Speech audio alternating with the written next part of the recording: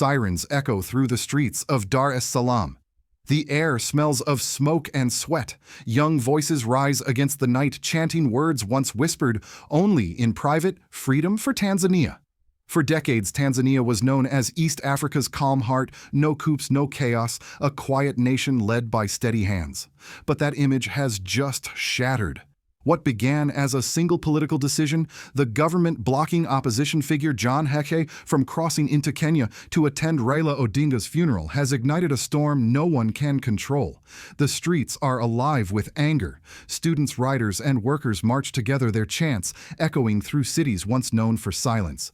President Samia Suluhu Hassan, celebrated worldwide as East Africa's first female head of state, now faces the most serious challenge of her career. Once seen as a symbol of national unity, she stands accused of turning the nation into a cage where dissent is a crime and democracy is an illusion. The arrest of opposition leader Tundu Lissu, followed by the travel ban on his ally Heche, has become the spark that awakened an entire generation. Across universities, cafes, and rural communities, a question now burns in every conversation.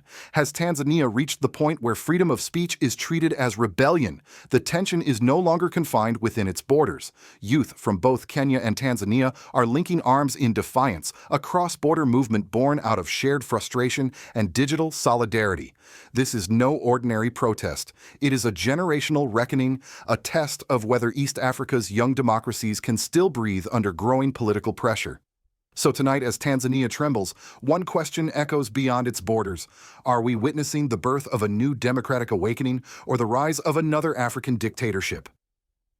If you believe that truth must outlive fear, please share this story. And if you stand for freedom in Africa, subscribe to stay informed. Under the humid April air of 2025, Dar es Salaam felt unusually restless. Police trucks lined major streets, and whispers carried faster than the wind. Something was changing in Tanzania, something that could no longer be ignored. Just a few years earlier, President Samia Suluhu Hassan was celebrated as a symbol of calm after the sudden death of John Pombe Magufuli. She promised healing dialogue and a return to balance. Western diplomats praised her as a fresh chapter for Tanzania. But by 2025, that promise had begun to fade. Her government's refusal to reform the Electoral Commission, repeated arrests of opposition figures, and growing control over the press painted a different reality, one of quiet consolidation of power. The breaking point came when John Heche, a close ally of the imprisoned opposition leader Tundu Lissu, attempted to leave the country. His purpose seemed harmless: to attend the funeral of Raila Odinga, Kenya's longtime opposition icon, a man who had inspired democratic movements across the continent. Yet, the Tanzanian authorities claimed his travel posed a national security threat. Soldiers were sent to the airport. Heche was stopped, detained, and later confined to his home. The news spread like wildfire. Within hours, hashtags "Jark Let Heche Go" and "Span Free Lissu" trended across Tanzanian social media. Young people flooded X, formerly Twitter, TikTok, and YouTube, with fiery posts accusing the government of dictatorship. For the first time in years, Tanzanians were not afraid to speak publicly about power and to challenge it. At the University of Dar es Salaam, hundreds of students gathered on the campus lawn waving handmade posters that read, "Freedom is not a crime." The atmosphere was electric, a mixture of hope and fear. Police trucks circled the area, but the chants grew louder. A young woman named Aisha, speaking through a megaphone, declared, "If they can stop Heche from attending a funeral, what else can they stop us from doing tomorrow?" Across the country, small protests began to appear in Arusha, Dodoma, Mwanza, and even in rural towns long isolated from political debate. Local riders, known as boda drivers, joined in solidarity, their motorcycle horns merging into a thunderous roar of resistance. For them, this was not just about politics, it was about dignity. In the capital, government spokespersons dismissed the unrest as youth confusion fueled by misinformation. State television aired messages praising stability and warning against foreign influence. But these words only fueled suspicion. Every time the government tried to silence the story, it grew louder online. Videos of police confronting unarmed demonstrators circulated with millions of views. Then came the border moment, the spark that transformed a domestic protest into a regional movement. At the Serari Isabia border, hundreds of young Kenyans arrived carrying flowers, signs, and Kenyan flags. They came to honor Raila Odinga, but also to show solidarity with their Tanzanian peers. Across the fence, Tanzanian youths responded with raised fists and chants of Uhuru kwa wote, freedom for all. That scene, two groups of young Africans divided by a political line, yet united in spirit, became a symbol that spread across the internet. For the first time, East Africa's youth were not just witnessing oppression, they were standing against it together. As the hours passed, tension deepened. Security forces blocked journalists from filming. International lawyers who attempted to visit Heche's home were detained and deported. Still, the question refused to die. What kind of leader fears a man attending a funeral? By nightfall, the protests had evolved into something larger, not a movement for one man, but a movement for an entire generation that felt betrayed. In the words of a protester recorded live before being taken away by police, "We are not against Tanzania. We are saving it from silence." That night, as darkness fell over Dar es Salaam, it was clear Tanzania was no longer quiet. By the second week of unrest, Tanzania was no longer the same country. The morning calm that once defined its streets had given way to chance roadblocks and the smell of burning tires. What began as outrage over a travel ban had evolved into a national confrontation between the people and power itself. In Dar es Salaam, university campuses turned into gathering points. Students carried banners with messages like, "Democracy is not treason," and "We will not be silenced." Their marches were spontaneous, their energy contagious. For the first time, the fear of police batons and surveillance cameras was overpowered by collective anger. The government tried to disperse crowds with tear gas, but every crackdown only drew more people out. At the heart of this uprising was a single truth Tanzanians felt unheard. Months of rising costs, unemployment, and shrinking freedoms had left an entire generation feeling invisible. The arrest of Tundu Lissu and the silencing of John Heche became symbols of something deeper, the belief that ordinary citizens no longer had a voice in their own country. When videos of police beating unarmed students surfaced online, the outrage went viral. Tanzanians abroad in the UK, Canada, and South Africa began organizing solidarity vigils demanding accountability from President Samia Suluhu Hassan. Her administration responded with official statements labeling the movement as a coordinated foreign plot to destabilize Tanzania. Yet even state media's attempt to control the narrative failed to erase the haunting images circulating across the internet, young men and women running from tear gas, clutching their national flag, shouting, "This is our home too." The Serari-Isabia border became the new front line of this story. Thousands gathered on both sides. Kenyan youth carried portraits of Raila Odinga and placards that read, "Justice has no borders." Tanzanian demonstrators replied with chants of, "We rise for truth." For a moment, the entire border seemed to vibrate with unity. Two nations divided by politics, but connected by pain. Security forces, nervous about the growing crowds, began sealing off the area. Witnesses reported armored vehicles and helicopters hovering above. The tension was palpable. Then came the sound, the sharp crack of gunfire in the distance. Panic spread instantly. Some claimed it was warning shots. Others insisted it was live ammunition. Dozens were injured in the stampede that followed. Videos of the chaos went viral within minutes, drawing condemnation from across East Africa. Meanwhile, inside the capital, the government's tone hardened. Officials declared that anyone participating in unauthorized assemblies would face prosecution under new anti-terror laws. The word terrorism was being used against students, activists, and journalists. This marked a turning point. The state was no longer just defending itself. It was attacking its own youth. And yet, amid fear and violence, acts of courage began to multiply. A group of lawyers in Arusha defied the government's ban and filed a petition demanding Heche's immediate release. Churches and mosques opened their doors to shelter protesters fleeing the police. Local musicians composed songs calling for unity and peace. Even some retired army officers began quietly voicing concern, warning that the suppression of dissent would only fuel instability. The government tried to show strength, but each arrest became another headline, each denial another reason for anger. The digital battlefield proved impossible to contain. TikTok and X were flooded with testimonies, drone footage, and live streams exposing police brutality in real time. A new generation of Tanzanians born into the digital era had found its weapon, truth shared online. Then came an image that defined the uprising. A young man standing alone in front of a police truck holding a torn Tanzanian flag. His face was bloodied, his voice trembling, but his words were clear. "You can beat us, but you can't erase us." That image spread across the world, appearing on news networks from Al Jazeera to CNN. For many, it was the moment Tanzania's silent youth finally found its voice. By the end of that week, the world was watching. The protests had reached their peak. The streets of Dar es Salaam were quiet again, but it was not peace. It was exhaustion. Beneath that fragile calm, a storm was still brewing. Tanzania stood on the edge between repression and rebirth, and no one knew which side it would fall on next. When the smoke finally cleared from the streets of Dar es Salaam, a heavy silence settled across Tanzania, the kind of silence that doesn't signal peace, but exhaustion. The protests had shaken the nation to its core. Thousands were arrested, dozens injured, and at least several unconfirmed deaths whispered through online networks before the posts were taken down. Yet what lingered most wasn't just fear, it was disillusionment. Across the country, people began to ask themselves a dangerous question.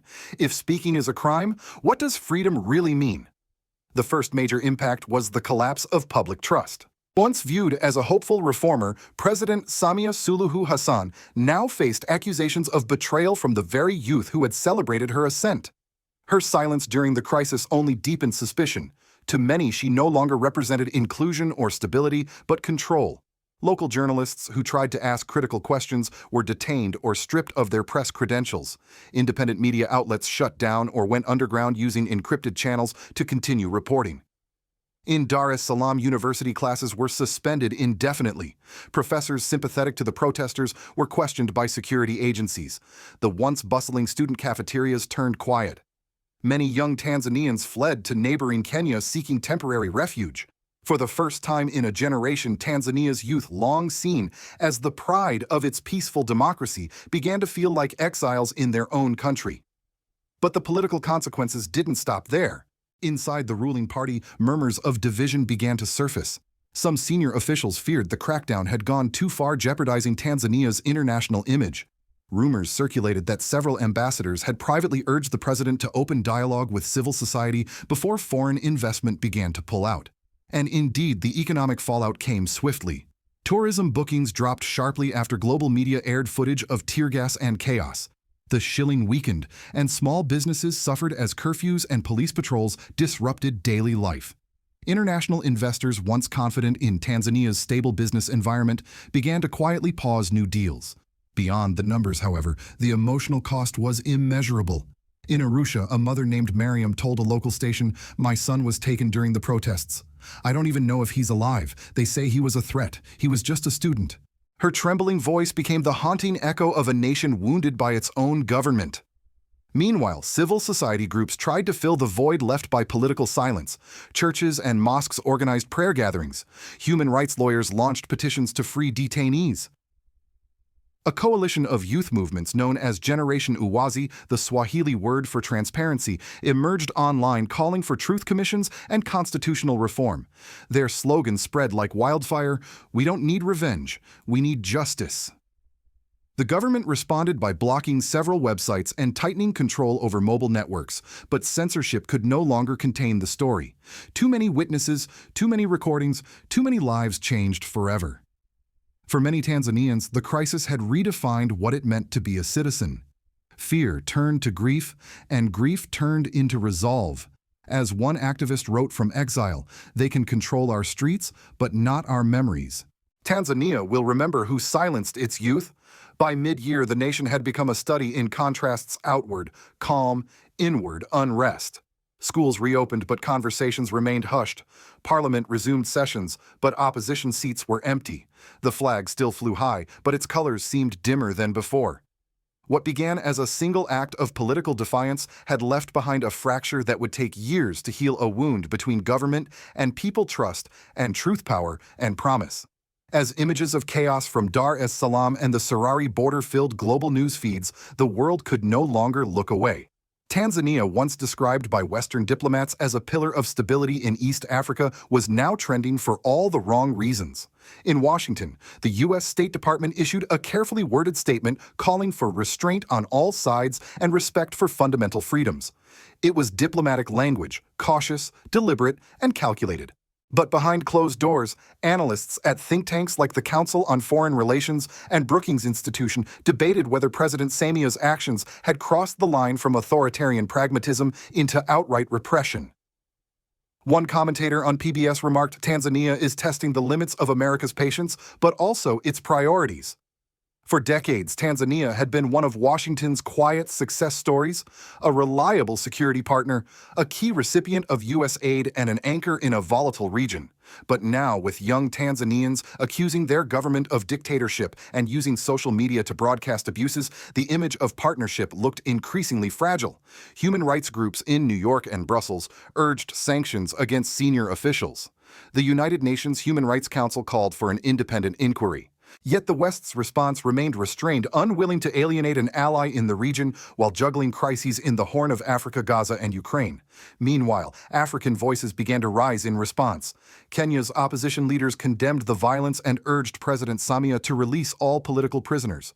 South Africa's parliament debated whether the African Union should intervene, citing fears of a ripple effect across the continent's fragile democracies.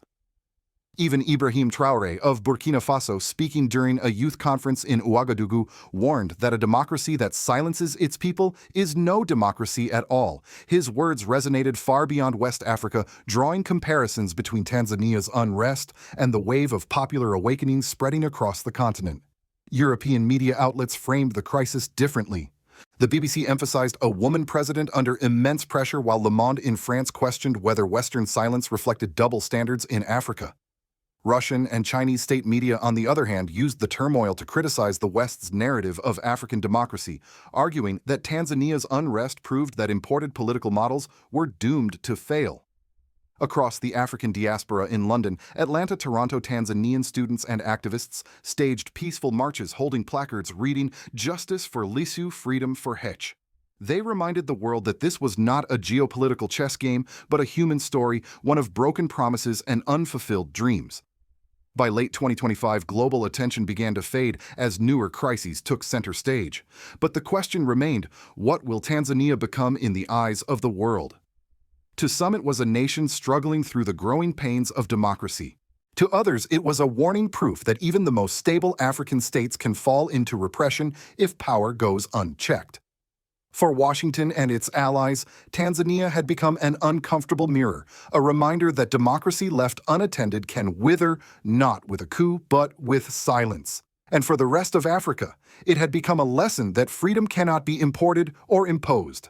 It must be defended again and again by those willing to speak, even when the world stops listening. Dawn returns to Dar es Salaam, but the air still feels heavy. Streets once filled with chants now lie quiet, littered with the ashes of burned posters and the echoes of unanswered questions. The government calls it restoration of order. The people call it the silence of fear. Tanzania stands at a crossroad. One path leads back to control, to the comfort of authority and the illusion of stability. The other points toward accountability, risk, and the painful rebirth of democracy. No law, no soldier, no tear gas can hide the fact that something in the national spirit has awakened. And once a people have tasted the courage to speak, it is impossible to make them forget the sound of their own voices. Beyond Tanzania's borders, the lesson is clear. Across Africa, from Nairobi to Niamey, from Ouagadougou to Addis Ababa, citizens are watching closely. They see that democracy is not a gift handed down by presidents or donors. It is a muscle that must be used or it weakens. Today's silence in Tanzania could easily become tomorrow's warning for the continent. When governments fear their youth, the future itself is in danger. For older generations abroad, for those in the United States who remember the civil rights marches of the 1960s, the images from East Africa feel hauntingly familiar. The raised fists, the police lines, the unarmed courage. History does not repeat, but it rhymes. And perhaps that rhythm heard again through African voices is what democracy needs to remember its heartbeat. In this moment, the question is not only for Tanzanians, will we choose silence or will we choose to listen? Because when a nation begins to silence its youngest citizens, it is not only losing dissent, it is losing direction. So let us speak of this, share this, and refuse to look away. The story of Tanzania is not over. It is being written right now by every voice brave enough to whisper the truth. If you believe that freedom in Africa must belong to its people, not to power, please share this story. If you believe that truth must travel further than fear, subscribe and stay with us because the fight for honest leadership does not end here. For as long as voices rise, democracy still breathes.